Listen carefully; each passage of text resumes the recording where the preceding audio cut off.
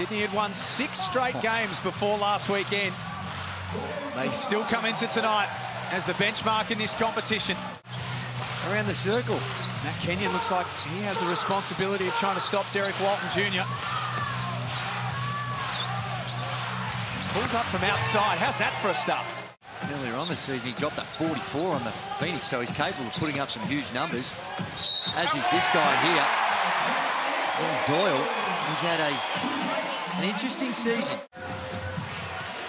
Cook staying out there with a couple of fouls. Drives and scores. That's really where you got to stop him. Vasiljevic being chased around by Kenyon.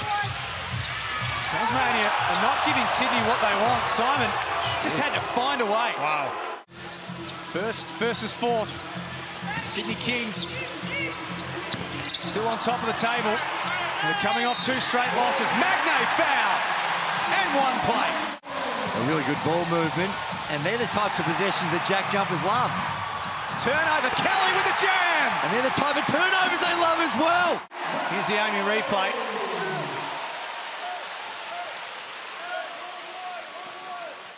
Forcing the Kings into some uncomfortable situations. Ray with the left hand. Forces it in.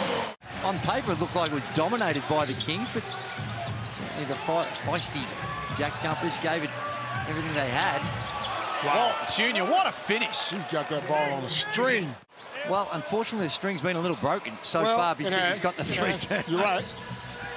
But when he does it, he makes it look good. Doyle off the glass, pushes that lead back to 9. And Tasmania have dialed up the intensity at one end of the floor. Couldn't score at the other end that time, though. Kawat Noi, only Majed ahead of him, lays it up. Need a couple of wins in their remaining 3 games to be assured of making the playoffs. Steindl, the captain, straight into the game. Fires away. McVeigh backs in on Glover, loves it in that spot.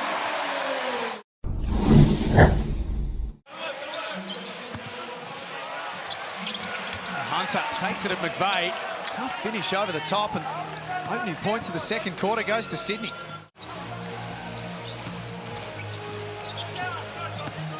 Here he is, the leading candidate to win this season's MVP scores. Put some challenges for the entire game, and they stick around because they can't score. Vasiljevic knocks down the 3 ball for their second, but they're only... Sydney take care of the ball. They'll make a run in this game, no doubt. Vasiljevic catch and shoot 3. That is tough. Right up in his set position, and that's hard to do. Doyle responds with 2 more at the other end. Kings have got this back to 7. Kings have got it back to 5. That's more like it from Sydney. That's the sort of Sydney Kings ball movement we've come to know and love. They certainly standing for something, that's for sure, and good on them. Sydney Kings have got a bit of momentum up, and that continues. Yes, sir. Really tough down this end of the floor for the JackJumpers, and they're taking the crowd out of the game. 16 points to 3. Much needed treble. That's Sydney's game. These guys aren't champions for nothing. Bruce with room to fire. Clint Steindl, there's not too many better in the league at knocking them down. Not at all.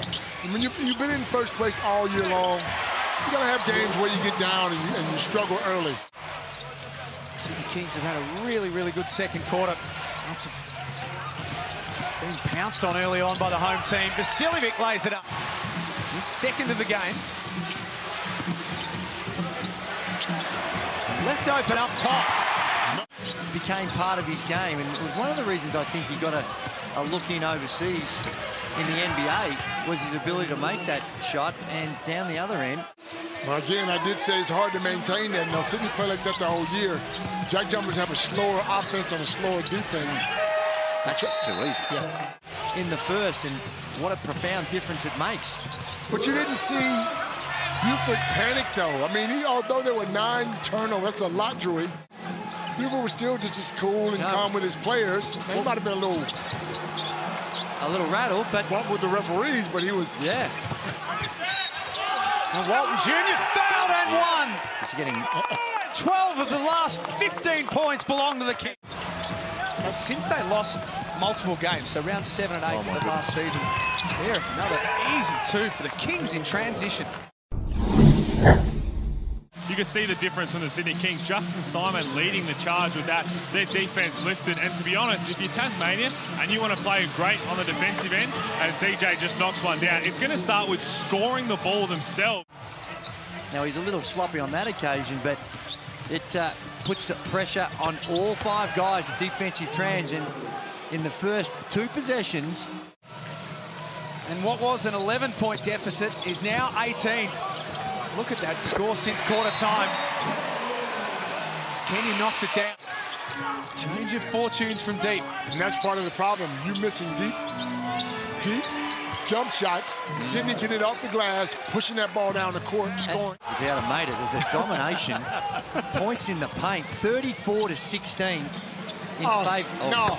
Well, that was his spot. Huh? That was the spot I think he hit the shot last season. 3 points they've scored in quarter number 3. Another turnover. Cox with the jam.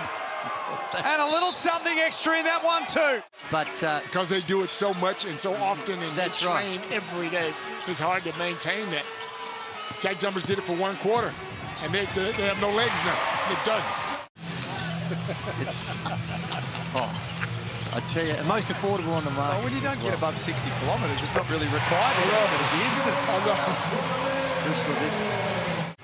You'll see that Tasmania aren't there yet. The last couple of games, very, very important. Nice hustle from Kawat Noy. McDaniel, tries to get to the cup. That's what Scott Roth has done now as well. He's gone to his bench and looking for a spark, and they've given it a little something. Regular basis.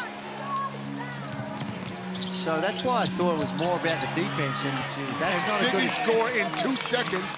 It's not always necessarily that he's intentionally trying to do that. I think that when you're taking the ball out of the net, like we spoke about, it's hard to get your running game going, and they haven't been able to get stops.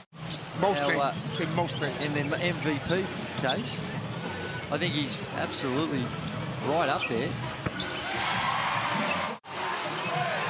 Sean Bruce goes down. No, Sean Bruce got pushed down. Sure. Chase Buford asking the question. Jalen Galloway. 4 or 5 times, so they're used to playing slow basketball. Yeah, but like you said, when if Sydney are taking it out of the net, it's a lot harder. Oh my glory, Phil Days. This is where these minutes for him, talk about getting some value out of this last quarter. For him, these are invaluable.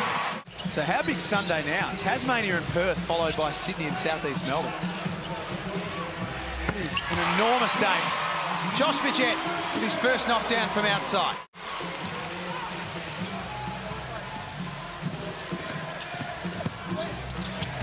Wow. Simon's quick as a flash at the other end. 48 hours or less than that look like Copes for Tasmania. They've been wiped off the floor tonight on their home floor. How does Scott Roth pick them back up again for Sunday? Well, most teams would say, forget about this, but you can't forget about it. You can't forget about the way you played. The way they're playing. The offensive-minded. Getting up and down and scoring. And one for Simon for the Tasmania JackJumpers. And the plot thickens now as far as their quest to make the playoffs is concerned. Last minute at MyState Bank Arena here. White knocks down the 3. Like you mentioned, Jack, he's had a couple of DMPs, is it, recently? Yes, yeah. And after some really good games, had been really impactful games, 3 or 5 tonight. There's another one. All of a sudden, it's a 13-point game. Spot on. It's a little repair job late for their percentage. Galloway is improving his 3-point shot every time we see him.